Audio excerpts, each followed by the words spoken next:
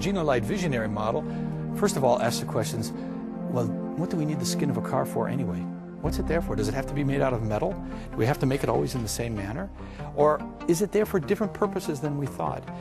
In reality, the aspects of crash and stiffness and ride handling can be handled in a space frame type vehicle entirely without the skin.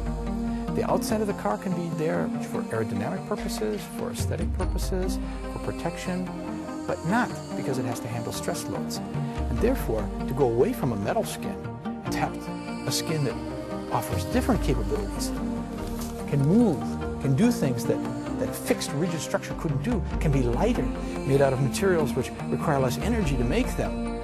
That's something that the Gina Light model brings to, as a question.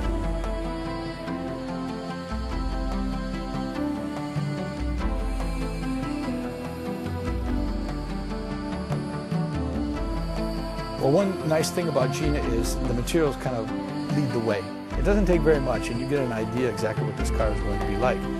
For instance, to get an idea what the sculptural form is between a fender and, let's say, a wheel arch, you really only need a line around the wheels and a line more or less where you want the fender to be, and to let the material do the talking in between. So in fact, the design team worked from sketches from the designer that said more or less has this kind of a feeling, more or less this kind of emotion. But at that point, they began to move rods and wires and pieces of plastic tubing underneath a stretching skin until they got a shape they liked. And then, just like you would if you were getting a suit made, you made the first mock-up, you made the first forms and patterns, you sewed it up, you tried it out, made another one a little bit closer, and when you finally got the final one, zip, you put it on. It takes about 2 hours to put the skin on this car.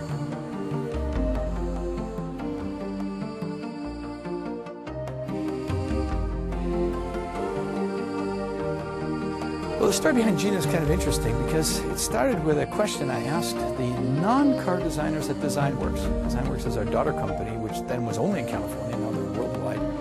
And they do work for lots of people, do things like computers and boats and trains, lots of things. And I asked the people who were not the car guys, what would you do with a car? And one of the people came up with the idea, well, you know what, I would take a flexible skin and I would move it over a frame, and I think that's really kind of sexy and cool, and it gives a different emotional attitude.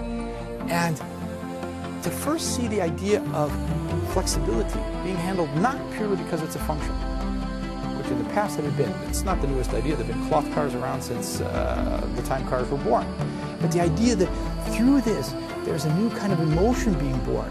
And then suddenly we can link that with the whole idea of how do we move away from into rapid prototyping, from rapid prototyping to rapid manufacturing.